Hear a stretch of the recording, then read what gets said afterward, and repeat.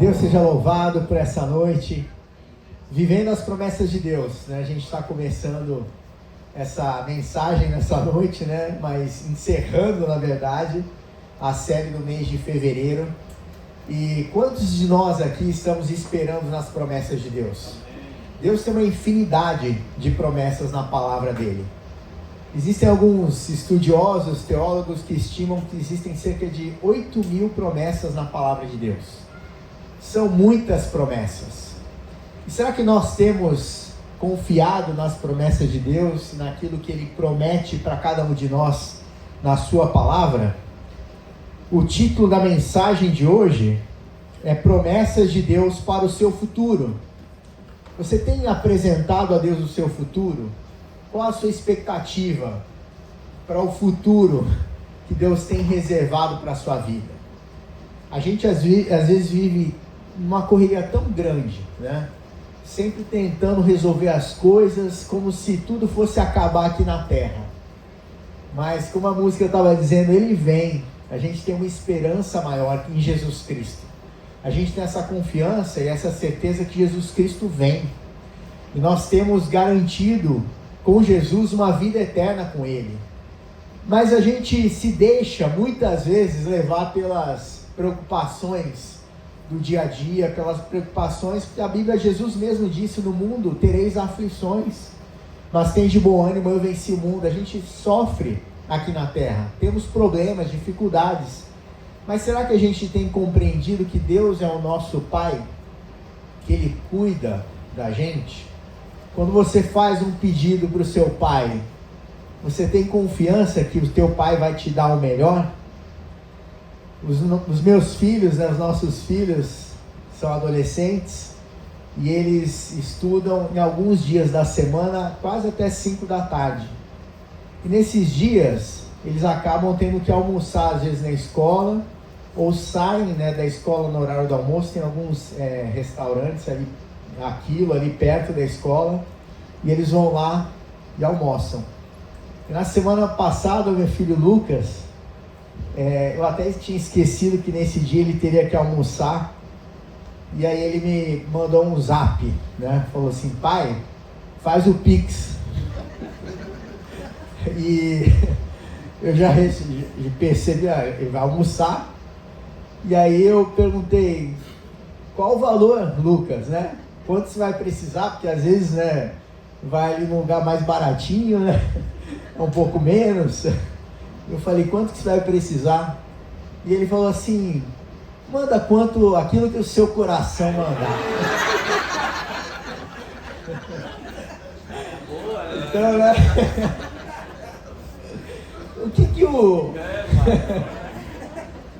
O que o coração do pai... eu às vezes eu respondo para ele: cincão, tá bom, né? Não dá nem para Coca-Cola, às vezes 5, né? No restaurante, às vezes. Generosidade. Como é que tá, né, o nosso coração com relação ao nosso Deus? Será que a gente acha que o nosso Deus às vezes é um Deus duro, né, severo? Deus se preocupa, né? Jesus falou assim: se vocês que são maus sabem dar boas coisas aos vossos filhos, quanto mais o Pai Celestial, né? Quanto mais o nosso Deus, que é um Deus de amor, um Deus de misericórdia, um Deus de compaixão, um Deus que cuida de nós, e que tem muito cuidado, muito zelo com as nossas vidas. A gente às vezes, né, fica tão preocupado, né, com o dia de amanhã, mas o nosso Deus, Ele já tem provisão para o dia de amanhã. Ele já tem preparado para cada um de nós tudo que a gente precisa para o dia de amanhã, para a semana que vem, para o mês que vem, porque Deus nos ama e Ele cuida de nós. Essas promessas que Deus tem, é interessante, né? Cerca de 87% das promessas que Deus tem na palavra dele estão no Velho Testamento. Aproximadamente 13% de promessas no Novo Testamento. Isso até se explica porque a maior de todas as promessas que Deus deu foi o seu Filho Jesus Cristo. Então, quando a gente vê lá no Antigo Testamento, olhava, né, ele era todo voltado para a promessa que se cumpriu com a vinda de Jesus Cristo. Lá em Isaías, capítulo 7, versículo 14, no Velho Testamento, está escrito assim: portanto, o Senhor mesmo vos dará um sinal, eis que a virgem conceberá e dará à luz um filho, e o chamará Emanuel. Esse texto estava escrito lá no Antigo Testamento. 1/3 das promessas de Deus estão em 3 livros da Bíblia: Jeremias, Ezequiel e Isaías, né, que são livros densos, né, encorpados, né, que tem conteúdo profundo da palavra de Deus, mas estão lá muitas promessas e profecias de Deus. Eu gosto dessa passagem, né, de Isaías 7,14, porque me lembra uma história que meu pai conta.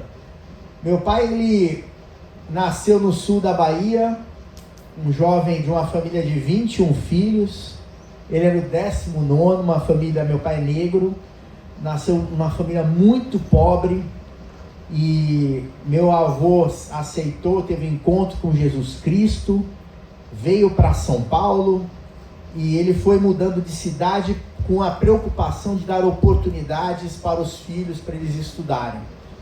E meu pai primeiro fez o seminário de teologia, né, ele se tornou pastor, mas ele tinha no desejo, um coração de fazer uma faculdade, e ele estudou, né, e um dia ele tinha um sonho no coração, ele passou na frente da Faculdade de Direito do Largo de São Francisco, a USP, passou de ônibus ali na frente, e ele falou assim: uma vaga aí vai ser minha. E ele não só orou, mas ele estudou, e ele passou, entrou em Direito na USP, e ele já era pastor, né? Ele era um pouco mais velho quando ele entrou na faculdade de Direito, convivia ali com os alunos mais novos, e tinha um colega de sala que era judeu, e os judeus, eles não creem que Jesus Cristo era o Messias, e meu pai começou a falar de Jesus para ele, só citando versículos do Antigo Testamento, porque afinal de contas os judeus acreditam no Velho Testamento, no Antigo, especialmente Jeremias e Isaías, e ele citou esse versículo, e chegou um ponto que esse amigo do meu pai foi ficando meio que encurralado, não tinha mais argumento, e ele simplesmente se levantou e falou: mas os rabinos não ensinam dessa forma, e se levantou e foi embora.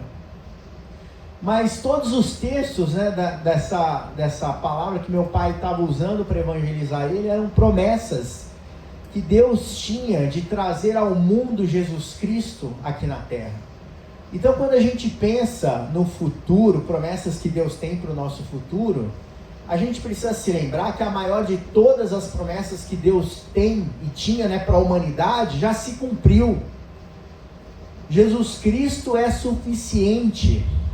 Ele é tudo aquilo que a gente precisa.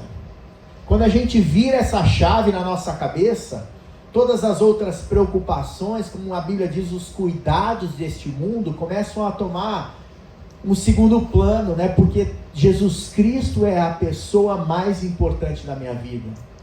Jesus Cristo é tudo aquilo que Deus tinha de melhor para me entregar, um presente que Ele deu para a humanidade.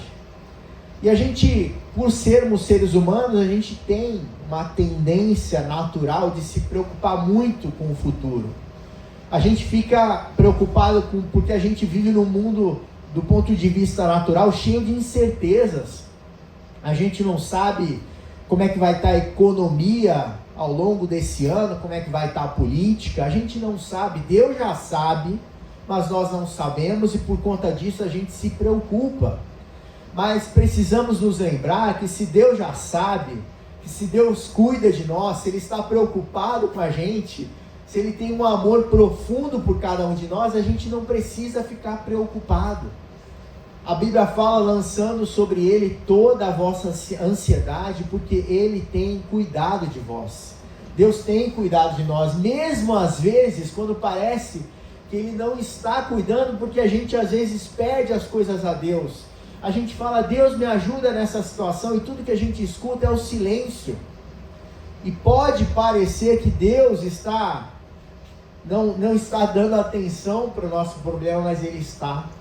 Muitas vezes a resposta de Deus à nossa angústia, à nossa aflição é o silêncio. Ele permite às vezes que a gente passe por aflições, desafios na vida, porque Ele quer trabalhar no nosso coração, Ele quer trabalhar no nosso interior, e a gente às vezes fica se debatendo, a gente sofre tanto que chega um ponto que a gente se rende, porque a gente chega à conclusão de que a gente não vai conseguir resolver o nosso problema sozinho, a gente precisa depender totalmente de Deus. Quando a gente olha, para o povo de Israel, quando a gente enxerga o povo de Israel quando saiu do Egito, eles saíram carregando tesouros. A Bíblia fala que eles pegaram com os vizinhos egípcios joias, pratarias, porque o povo egípcio entregou aqueles presentes para eles na expectativa de que eles fossem voltar, quase como se fosse um empréstimo, e o povo de Israel nunca mais voltou para o Egito, e eles saíram de lá carregados com tesouros, depois de 400 anos de escravidão. E 400 anos antes, Deus já tinha dito a Abraão que os seus descendentes irão para a terra do Egito, ficarão lá por 400 anos, mas sairão de lá cheios da provisão de Deus, da prosperidade de Deus. E foi exatamente isso que aconteceu. Quando a gente pensa na perspectiva do povo de Israel, que estava ali, sofrendo como servos no Egito, todos os dias aquela batalha, aquela luta, parecia que aquilo ali nunca ia acabar, mas Deus já tinha dito 400 anos antes que eles sairiam de lá. A gente às vezes fica olhando tanto para o nosso próprio umbigo, para a nossa própria circunstância, para as nossas dificuldades, que a gente se esquece de olhar para as promessas que Deus tem para o nosso futuro. Promessas eternas, promessas de salvação, de prosperidade, de transformação de vida, promessas de paz e tranquilidade no meio da tempestade, porque é isso que Jesus faz. Quando Jesus estava com os seus discípulos dentro do barco, no meio daquela tempestade, todo mundo desesperado, mas Jesus estava em paz, porque Jesus sabia que ele jamais morreria ali. Claro que Jesus sabe de todas as coisas, mas Deus tinha um propósito com Jesus, de morrer na cruz do Calvário pelos nossos pecados. Então, por mais que Satanás, que o nosso inimigo, tente trazer tribulação, tempestade sobre as nossas vidas, a gente sabe que lá no final nós temos a vitória, porque Jesus venceu na cruz do Calvário, e por causa dele nós somos muito mais do que vencedores. Quando a gente lê lá em Jeremias 1,5, a Bíblia diz assim: antes do seu nascimento, quer dizer, antes de cada um de nós nascer, quando você ainda estava na barriga da sua mãe, eu o escolhi e separei para que você fosse um profeta para as nações. Deus trouxe essa promessa para Jeremias, porque de fato é isso que Deus faz com relação a cada um de nós. Ele já tinha um plano traçado, completo. A gente já falou aqui várias vezes na Hope, para que cada um de nós, a gente não pode ficar reclamando e murmurando porque nascemos em tal lugar, porque a nossa família é assim, assado. Deus permite as circunstâncias que nos cercam, porque Ele tinha um propósito. Ele sabia onde você ia nascer, Ele sabia quem seriam seus pais antes de você existir, Ele sabia o ano que você nasceria, Ele saberia por onde você ia andar, onde você ia morar. Então Deus sabe de todas as coisas. A gente precisa aprender a confiar nele, a colocar nossa esperança nele e não nas circunstâncias. Não é no governo, na política, na economia, na empresa onde trabalhamos, no nosso trabalho. A nossa dependência tem que ser total e completa em Deus, sempre. Quando a gente imagina lá, quando a gente pensa no cuidado de Deus em relação a cada aspecto da nossa vida, Deus está o tempo todo ali nos cercando, nos protegendo, dirigindo as nossas vidas na direção do propósito que Ele tem para cada um de nós. Quando a gente coloca Deus em primeiro lugar nas nossas vidas, a gente começa a enxergar as coisas com uma perspectiva diferente. Porque é muito comum que a gente coloque o nosso foco na promessa, mas se a gente colocar o nosso foco no Deus da promessa, acima da promessa, a gente colocar o nosso foco no Deus da promessa, Deus vai se agradar de tal forma, porque a gente está descansado nas promessas de Deus. Tinha uma música antiga que falava: firme nas promessas de Jesus. Será que nós temos colocado, estamos firmes nas promessas de Jesus? Temos colocado Deus das promessas como prioridade nas nossas vidas? A Bíblia fala: buscar em primeiro lugar o reino de Deus e a sua justiça, e as demais coisas vos serão acrescentadas. A gente não precisa se preocupar, a gente precisa buscar em primeiro lugar o reino de Deus, e as demais coisas nos serão acrescentadas. A gente vai sempre ter desafios aqui na terra. Eu gosto muito de um texto em 1 Coríntios 10, 13, que Paulo, escrevendo para a igreja de Coríntios, ele escreveu assim: olha, isso ele falando em relação aos desafios que a gente enfrenta, as tentações, as dificuldades, os problemas. Ele fala assim: as tentações em sua vida não são diferentes daquelas que outros enfrentaram. A gente não pode achar que a gente é melhor do que ninguém em matéria de desafios e problemas que a gente possa enfrentar aqui na terra. Todo mundo está debaixo do sol aqui, debaixo da chuva, e cada um de nós tem os seus desafios particulares. Às vezes um desafio que é grande para mim pode não ser grande para vocês, e vice-versa. Mas cada um sabe onde o calo dói, né? Aquilo que nos tira do sério, aquilo que nos tira da zona de conforto, aquela dificuldade, aquele problema. Tem pessoas que conseguem exercitar a fé com mais facilidade em relação à saúde, outros em relação a finanças, outros em relação à família. Então, assim, a gente percebe que Deus, ele vai lapidando as nossas vidas justamente para aquelas áreas da nossa vida onde a nossa fé ainda é fraca. É justamente ali que ele vai, às vezes, cutucar, permitindo que certas circunstâncias e situações venham sobre as nossas vidas. Não é para o nosso mal, mas é para o nosso bem. Porque aqui na terra a gente está sendo lapidado. A gente não vai ser mais lapidado no céu. A lapidação acontece aqui. Jesus disse, que ele é o oleiro, nós somos os vasos, estamos sendo lapidados e trabalhados pelo oleiro aqui na terra. Então esse texto diz: então as tentações em sua vida não são diferentes daquelas que outros enfrentaram. Deus é fiel e ele não permitirá tentações maiores do que vocês podem suportar. A gente às vezes pode dizer: mas Deus, está doendo muito, tira esse peso, essa situação que está me incomodando tanto. E Deus ali não fala nada, fica quieto e permite aquilo ali até que a gente seja trabalhado no ponto necessário para ele falar: agora eu vou te dar o livramento, que você passou pela prova de fogo, você está preparado para dar um passo na direção de um novo tempo na sua vida. E pode acreditar que provavelmente lá na frente vai vir uma prova e um desafio talvez ainda maior, porque a nossa fé é assim. Deus vai nos lapidando, vamos ficando com aquele couro de crocodilo, couro grosso. A fé é assim, a gente vai sendo fortalecido para situações mais difíceis que virão lá na frente. O apóstolo Paulo, ele falava sobre isso, que a gente não pode ser mais menino, tomando leitinho, A gente precisa comer alimento sólido, forte, a gente precisa estar sendo fortalecido na palavra de Deus, porque é a palavra de Deus que fortalece a nossa fé.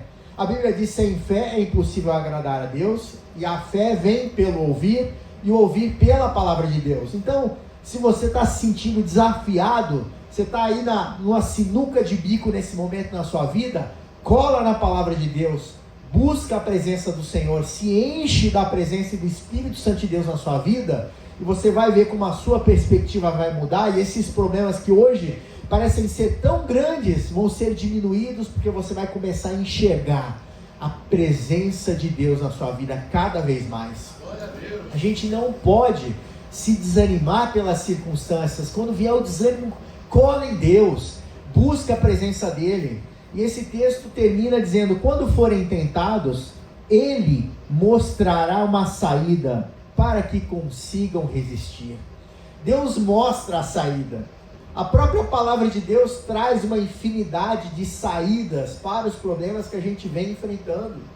A gente, às vezes, a Bíblia fala que o povo perece porque falta conhecimento.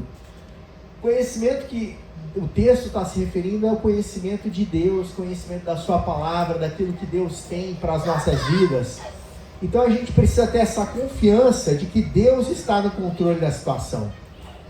Primeiro ponto que eu queria falar, para a gente ter reservado, né, isso no nosso coração nessa noite. O ponto 1 diz assim: há poder nas promessas de Deus.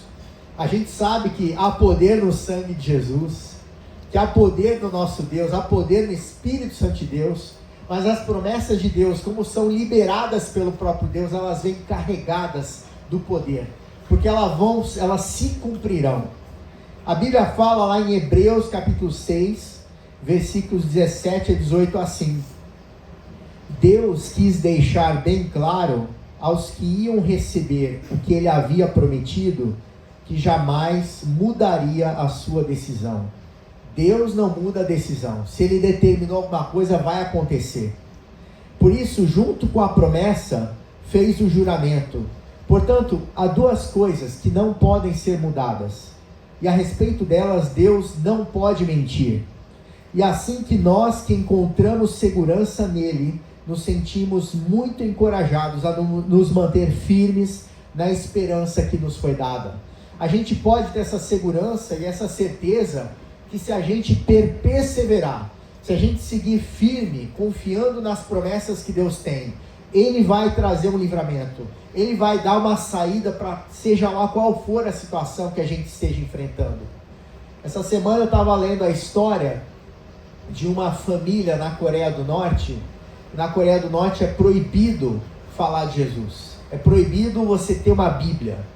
Se alguma pessoa foi encontrada com uma folha de um texto bíblico, ela é sentenciada a uma prisão e provavelmente nunca mais vai sair de lá, vai trabalhar em campos forçados. Muitas pessoas, até por propagar o evangelho, são condenadas à morte. E a gente fica pensando, que livramento é esse, né, para um cristão na Coreia do Norte? A gente vive aqui no Brasil numa situação de muito conforto, né? A gente tem total acesso à palavra de Deus, a gente pode ler à vontade, ninguém vai limitar e vai falar assim: não, você não pode ler a Bíblia. Lá na Coreia do Norte, no doutrinamento que se faz para crianças nas escolas, isso foi dito por pessoas que conseguiram escapar de lá. Eles falam que as crianças são orientadas: olha, seu pai e sua mãe não são a coisa mais importante para vocês. O grande líder, né, que é a coisa mais importante, ele é o seu pai, não é seu pai e sua mãe.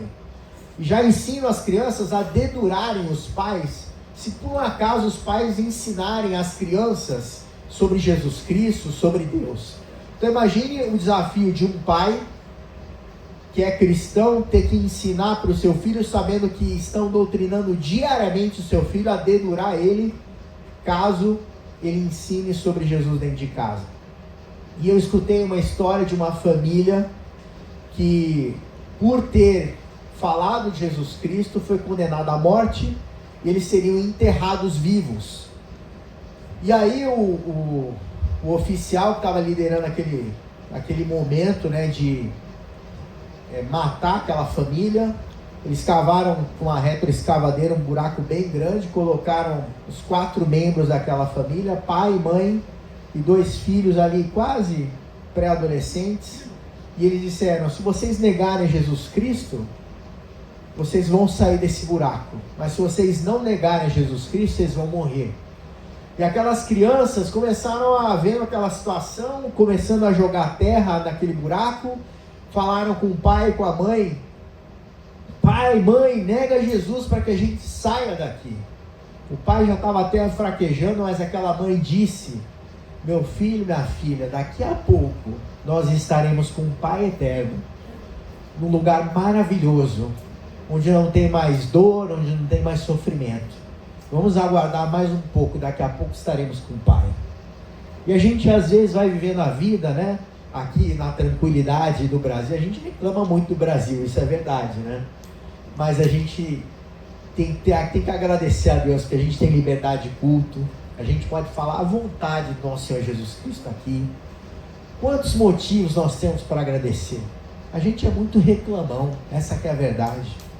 Alguma coisa sai daquele riscado que a gente esperava para o nosso dia, para a nossa vida, e a gente já começa a reclamar. Mas a gente tem um Deus que nos ensina a ter um coração de gratidão. A gente precisa aprender a exercitar a gratidão o tempo todo.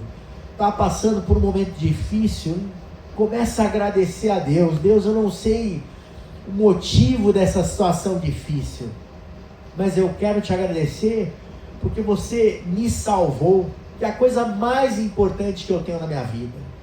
Eu quero te agradecer porque você tem uma promessa de um futuro abençoado para a minha vida. Eu quero te agradecer porque não importa o que esteja acontecendo ao meu redor, você cuida de mim, você está do meu lado, você segura na minha mão e me leva para frente. Não temos motivo para reclamar. A gente reclama, mas a gente tem uma infinidade, milhões e milhões de motivos de agradecimento a Deus todos os dias. Saiu da cama, está vivo, obrigado Deus que eu posso respirar, porque eu tenho perna para sair da cama. Obrigado que eu tenho água no banheiro, água corrente. Obrigado que eu tenho o que comer. Obrigado que eu tenho um transporte. Obrigado. A gente tem uma infinidade de razões para agradecer a Deus, sempre. Mas a gente precisa acreditar e ter um coração de gratidão, até porque as promessas deveriam nos ajudar a ter um coração ainda mais grato. Porque mesmo que você não esteja vendo aquilo que você espera se cumprir no presente, você pode agradecer a Deus pela promessa que se cumprirá lá na frente, porque está escrito na palavra de Deus, e a Bíblia deixa claro que Deus, aquilo que Ele prometeu, Ele vai cumprir. Então a gente pode se apegar às promessas de Deus e seguir em frente. Lá em Números 23, 19, também diz assim, que Deus não é como os homens, que mentem. Ele não é um ser humano que muda de ideia. Quando foi que Deus prometeu e não cumpriu? Ele diz que faz e faz mesmo. Então as promessas de Deus, elas não são, apenas palavras de conforto, mas são instrumentos de transformação para as nossas vidas. São instrumentos para nos impulsionar na direção daquilo que Deus tem reservado para as nossas vidas. Então vamos lembrar que há poder nas promessas de Deus. O segundo ponto que eu queria falar é que esse processo, de confiar nas promessas que Deus tem para o nosso futuro, é uma jornada de fé e crescimento. Você esperar uma promessa que pode ser que só aconteça daqui a 10, 20, 30 anos, é um exercício de fé diário, porque você não está vendo, nada mudou, você está orando, você está pedindo a Deus, a promessa já foi lançada, Deus já estabeleceu o que Ele vai fazer, mas você não está vendo nada acontecer, mas você segue orando, você segue intercedendo. Tem aquele versículo que diz, eu e minha casa serviremos a Deus, e você começa a falar, Deus, tem ainda aquele meu parente que não te conhece, mas a tua palavra diz, eu e minha casa serviremos a Deus. Você começa a declarar a promessa de Deus, você começa a dizer todos os dias, não fica quieto, começa a declarar as promessas de Deus sobre a sua vida, e isso é uma jornada de fé e crescimento. E a gente tem lá, em Filipenses 3:12, a palavra de Deus diz assim, não estou querendo dizer que já consegui tudo, Paulo está dizendo, o que quero, ou que já fiquei perfeito, mas continuo a correr para conquistar o prêmio, pois para isso já fui conquistado por Cristo Jesus.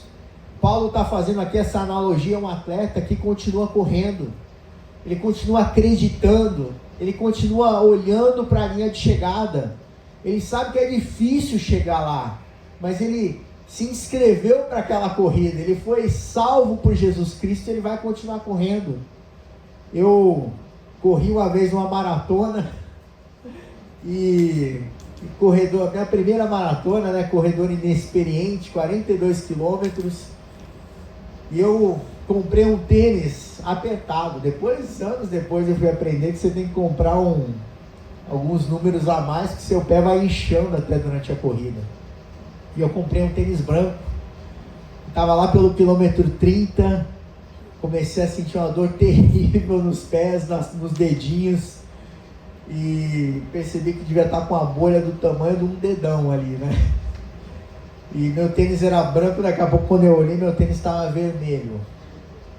Mas eu continuei correndo, porque se você se inscreve para a corrida, você às vezes vai sofrer, você vai estar com bolha, mas se você está determinado a cumprir aquela corrida, você vai até o final, mesmo às vezes sofrendo, mesmo doendo, porque você está focado.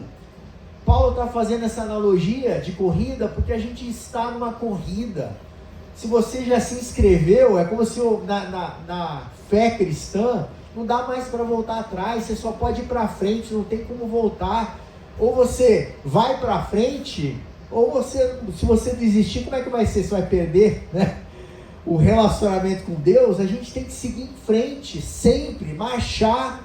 Não dá para voltar mais atrás. Uma vez que você conhece a Jesus Cristo, uma vez que você passa a ter comunhão com Deus, como é que você vai voltar para trás? Como é que você vai desistir? Então, apesar dos sofrimentos, você segue em frente, marchando na direção daquilo que Deus tem reservado para a sua vida. E a gente precisa ter esse foco, essa disciplina. A vida cristã não é só 1000 maravilhas. A vida cristã, pelo contrário, é cheio de desafios, cheio de obstáculos, especialmente quando nós temos o encontro com Jesus. Aí que desafios às vezes vêm sobre as nossas vidas, que a gente jamais esperava. Quantas pessoas contam testemunho de que entregaram as suas vidas para Jesus e que num primeiro momento as coisas, ao invés de melhorarem, pioraram, e elas não estão entendendo nada. Mas Deus começa a partir daí trabalhar na vida das pessoas e transformar, e permite que até essas situações difíceis façam com que haja uma maior aproximação de Deus. Davi, o rei Davi, dizia assim: Deus, foi bom, te agradeço, porque foi bom eu ter sido afligido, para que eu me aproximasse de ti. Davi estava enxergando aquela aflição como oportunidade de ficar mais perto de Deus. Foi aquilo que levou ele para ficar mais perto de Deus. Davi foi um homem que traiu seu amigo, né, um comandante do exército, pegou a mulher do amigo, assassinou depois o comandante do exército, que era ali fiel a Davi, fez tantas coisas terríveis, mas ele era um homem, que a Bíblia diz, segundo o coração de Deus, porque ele entendia que ele precisava sempre da presença de Deus. Ele reconhecia o erro e ele se voltava para Deus toda vez que ele errava. A coisa que Davi mais valorizava na sua vida era a comunhão com Deus.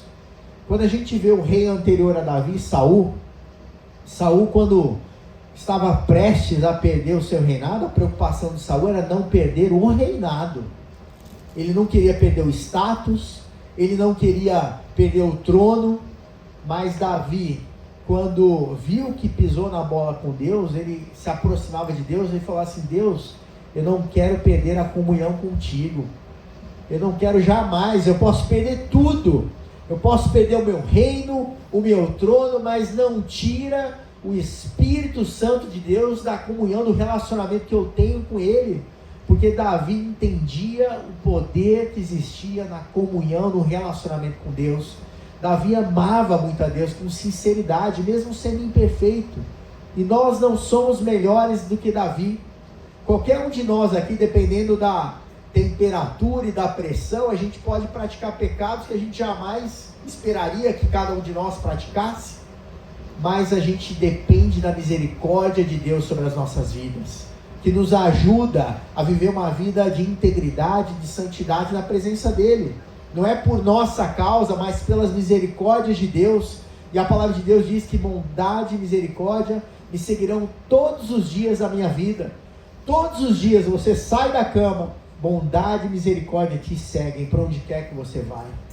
Deus, Ele é fiel e Ele cuida de cada um de nós, e Ele está nos aperfeiçoando. E tem uma passagem lá em 1 Coríntios 9, de 25 a 27, onde Paulo continua fazendo aqui uma analogia com relação ao atleta, e ele diz assim: todo atleta que está treinando aguenta exercícios duros, porque quer receber uma coroa de folhas de louro. Uma coroa que, aliás, não dura muito, né? Quando eu cheguei no final daquela corrida lá, com o pé sangrando, ganhei uma medalhinha, né? De que valeu, né? Não valeu muita coisa, não ganhei dinheiro, nada disso, foi só pelo desafio de concluir aquela missão, aquela corrida. E ele diz assim: olha, uma coroa que aliás não dura muito, mas e nós? mas nós queremos receber uma coroa que dura para sempre. Por isso, corro direto para a linha final. Também sou como um lutador de boxe. Ontem teve a famosa luta aí, né, do Bambam com o Popó. A luta que durou 36 segundos, né? E aí o Paulo está fazendo essa analogia de um lutador de boxe. Está falando assim, que não perde nenhum golpe. Eu trato o meu corpo duramente e o obrigo a ser completamente controlado para que depois de ter chamado outros para entrarem na luta, eu mesmo não venha a ser eliminado dela. Paulo tinha essa preocupação, comparava a vida cristã com a vida de um atleta profissional, dizendo assim, eu treino duro. Significa que na intimidade, no relacionamento com Deus, ele não levava as coisas de Deus de qualquer jeito, ele tinha uma vida de comprometimento contínuo com as coisas de Deus. A gente às vezes traz sempre a desculpa, né? Ah, não, imagina, eu estou muito ocupado.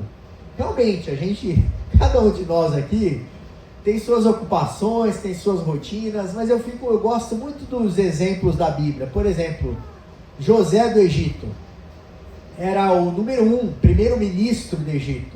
Depois do faraó era ele. Ele administrava aquele país inteiro, mas não deixava de ter relacionamento com Deus. Daniel, que foi governador da Babilônia, número 1, o homem provavelmente mais ocupado da Babilônia, que tinha mais responsabilidade, mas ele sempre tinha espaço para Deus na sua agenda, sempre, prioridade inclusive. A Bíblia fala que 3 vezes ao dia ele parava para orar, né? Se voltava ali para Jerusalém e orava e intercedia.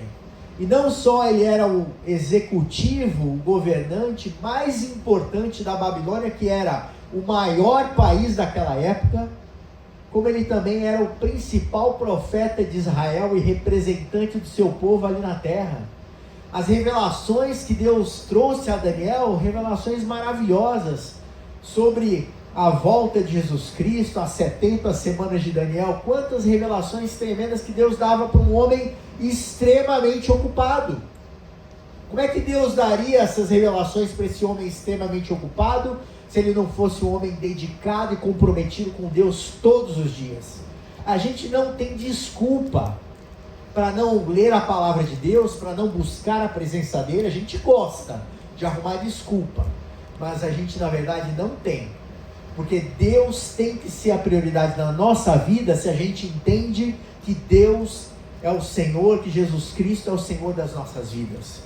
A Bíblia fala que aonde está o teu coração, ali está o teu tesouro. Hoje pela manhã o Elias estava falando sobre ídolos, que o primeiro mandamento dos 10 mandamentos fala, não farás, né, não terás outros deuses, né, além de Deus, não colocar nada na frente de Deus. O que a gente tem colocado às vezes sem perceber como prioridade nas nossas vidas na frente de Deus? A gente hoje, infelizmente, a gente escuta muito por aí, né, um evangelho de que pode tudo, faz o que quiser, e a gente se esquece às vezes de fundamentar a nossa vida na palavra de Deus. E é o que o Paulo está dizendo aqui, dessa visão de um atleta profissional, que tem foco, que todos os dias treina. Você já viu um atleta que vai para a Olimpíada, que treina só 2 meses por ano? Ou ele não está treinando o ano inteiro? Até o descanso dos atletas profissionais é pensado. O número de horas que ele vai descansar, a alimentação. Imagine se a gente tiver esse regramento de um atleta profissional em relação à nossa vida espiritual. Aonde que a gente pode chegar? Deus tem promessas, mas também alcançar essas promessas que Deus tem para o nosso futuro depende da nossa ação também. A gente não pode ficar simplesmente sentado, né, ou na rede descansando, esperando que as promessas de Deus nos alcancem, se a gente não tem buscado a presença dele. A Bíblia fala, buscar-me-eis e me achareis, se me buscardes de todo o coração. Será que nós temos buscado a Deus com todo o nosso coração? É muito fácil, né, às vezes viver um evangelho de quero receber as bênçãos, derrama as suas promessas, mas a gente não busca o Deus das promessas. E quando a gente pensa, né, em tudo aquilo que Deus fez por nós na cruz, quantas vitórias que Jesus Cristo conquistou para nós na cruz. Tem aquela outra música, né? Tudo o que Jesus conquistou na cruz é direito nosso, é nossa herança. Quantas promessas que Deus tem conquistado para nós. O terceiro ponto que eu quero falar é confiando no plano perfeito de Deus para o nosso futuro. Será que a gente tem depositado a nossa confiança nesse plano perfeito que Deus tem para as nossas vidas? A gente tem lá a promessa em Jeremias 29:11 que diz assim: Deus falando, só eu conheço os planos que tenho para vocês. Ninguém mais sabe. Seu pai, a sua mãe, a sua esposa, o seu esposo, os seus filhos, ninguém sabe como Deus sabe os planos que Ele tem para cada um de nós. Prosperidade e não desgraça, e um futuro cheio de esperança. Sou eu, o Senhor, quem está falando. Deus tem promessas maravilhosas para as nossas vidas e Ele tem planos para cada um de nós. Então a gente precisa confiar no plano. Vai dar certo. Imagine só, se o plano foi feito por Deus, qual a chance do plano dar errado? Zero, impossível. O plano vai dar certo. A gente precisa confiar no plano. O plano de Deus para as nossas vidas, primeiramente, está na palavra dele. Quantas pessoas às vezes, não, eu quero receber uma palavra, quero receber uma profecia. Deus usa profetas, mas acima de qualquer profecia que a gente possa receber de uma pessoa por intermédio de Deus, quantas vezes, né, Deus usa, a gente tem uma infinidade de promessas na palavra de Deus.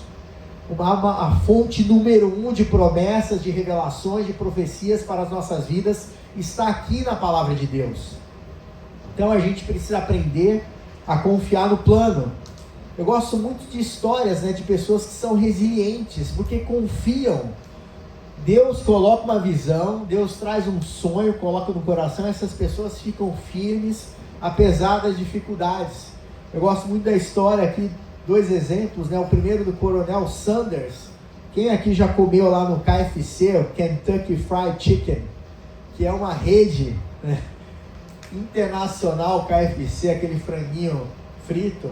Coronel Sanders, ele é cristão, ele entregou a sua vida para Jesus mais velho. Quando ele tinha 62 anos de idade, ele fundou o KFC.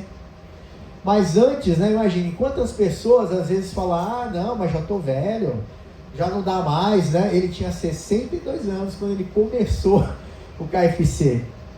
E ele tinha $105 no bolso. Tinha pouco dinheiro, já tinha 62 anos. E ele tentou vender aquela receita especial daquele frango crocante em tudo quanto é lugar e todo mundo recusava. Ele tentou vender aquela receita especial para 1.009 restaurantes. Todos eles rejeitaram, só no número 1010 é que aceitaram. E aí começou o KFC.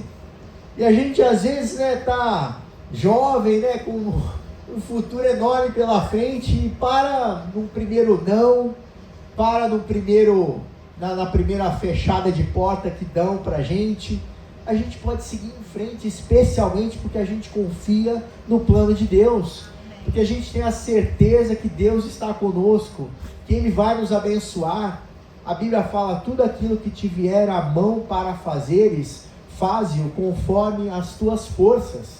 A gente precisa ter dedicação, é transpiração mesmo, é ter comprometimento, como o apóstolo Paulo dizia, eu luto, eu treino como um atleta, mas não por uma coroa que é perecível, uma coroa que vai ficar para trás, mas eu estou focado numa coroa eterna. Eu tenho certeza naquilo que eu tenho crido, e estou bem certo que é poderoso para guardar o meu tesouro até o dia final.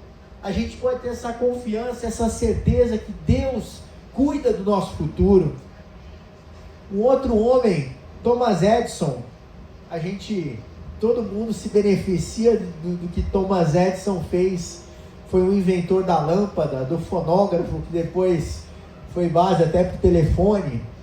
E ele testou 10.000 vezes até conseguir chegar na fórmula da lâmpada que funcionou. E ele é aquela coisa, né? O negativista, ele olha sempre o copo meio vazio, e a pessoa que é positiva olha o copo sempre meio cheio. E ele disse assim: eu não falhei, eu apenas encontrei 10.000 maneiras que não funcionam. Então ele descobriu o que dava errado, mas ele um dia acertou. A gente tem que ter essa resiliência, essa perseverança. E o mesmo Thomas Edison, que não fez faculdade, que não estudou, ele falou assim: eu tenho um enorme respeito e a mais elevada admiração por todos os engenheiros, né? Temos engenheiros aqui, mas ele falou assim, especialmente pelo maior deles, Deus. Então a gente pode ter essa segurança, essa confiança, que se Deus está conosco, a gente pode perseverar que vai dar certo. Como é que pode dar errado se a melhor pessoa, o maior Deus, o Deus único, o Deus todo-poderoso, que nos ama, que cuida de nós, está do nosso lado, está nos ajudando na caminhada? Por que vai dar errado? Confia no Senhor de todo o teu coração. Vamos fazer isso, vamos confiar em Deus com todo o nosso coração. E Jesus Cristo, Ele veio, a gente já está encerrando, e Jesus Cristo veio para cumprir a promessa máxima que Deus deixou para nós, a promessa de vida eterna através de Jesus Cristo, a promessa de salvação que a gente encontra somente em Jesus Cristo. E Jesus diz lá em João capítulo 14, versículo 1, não fiquem aflitos, creiam em Deus e creiam também em mim. Em outras versões diz assim, não se turbe o vosso coração. Então ele está dizendo, não fique aflito, creiam em Deus, creiam também em mim. O versículo seguinte ele fala, na casa de meu pai há muitas moradas. A gente não tem razão para ali deixar que a ansiedade tome conta do nosso coração, para deixar que as aparentes incertezas com relação ao nosso futuro tirem a nossa paz. A gente pode confiar no Deus que é Jeová Shalom, o Deus que é a nossa paz. A gente pode confiar no Deus que é Jeová Rafa, o Deus que sara. A gente pode confiar no Senhor Jeová Tissidekenu, Senhor justiça nossa. A gente pode confiar em Jeová Tissavaote, o Deus da guerra, o Deus que vence as batalhas. Qual é a batalha que você está enfrentando? Qual é o desafio que você está enfrentando na sua vida? Saiba que o Deus dos exércitos está conosco. O Deus de Jacó é o nosso refúgio. Não tem obstáculo, não tem desafio que pode nos atingir quando nós estamos firmados na rocha que é Jesus Cristo. Quando a gente coloca o nosso pé sobre a rocha. Eu gosto muito dessa analogia, porque Jesus Cristo, muitos falam, né, que Jesus era carpinteiro, mas no original em grego, na verdade era uma profissão que abrangia um pouco mais do que apenas a carpintaria. Ele também era um construtor. E Jesus Cristo fez essa analogia sobre a importância de estarmos com os pés firmados na rocha, que é Jesus Cristo. Se você vai construir uma casa, se você está com expectativas com relação ao seu futuro, lembre-se que se você construir a casa, a sua vida, sobre a rocha que é Jesus Cristo, tudo que você vai fazer, Deus, será que o que eu estou fazendo está debaixo da tua direção? Será que isso está de acordo com os planos que você tem para a minha vida? Coloque os seus pés sobre a rocha que é Jesus Cristo. E com Cristo no barco vai dar tudo certo. Vamos nos colocar em pé.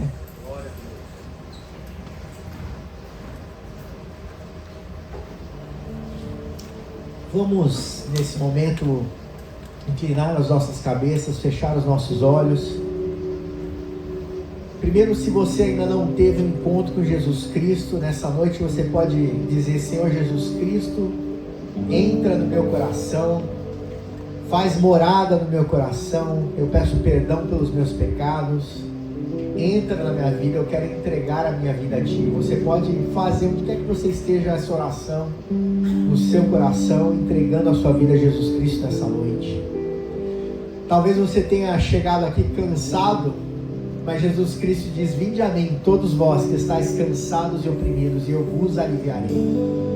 Pai querido, em nome de Jesus Cristo, nós apresentamos cada uma das vidas que veio à tua casa aqui nessa noite.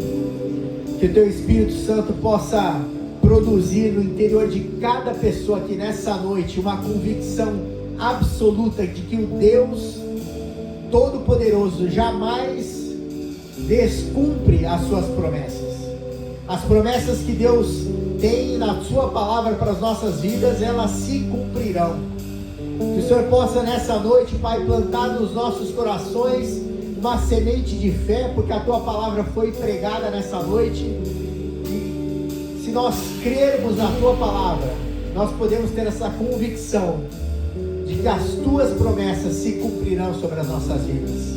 Pai querido, em nome de Jesus Cristo, nós repreendemos toda a palavra contrária, todo espírito negativista, toda palavra que diz que as promessas não se cumprirão, caiam por terra em nome de Jesus Cristo, porque a nossa confiança está em Deus, no Deus das promessas.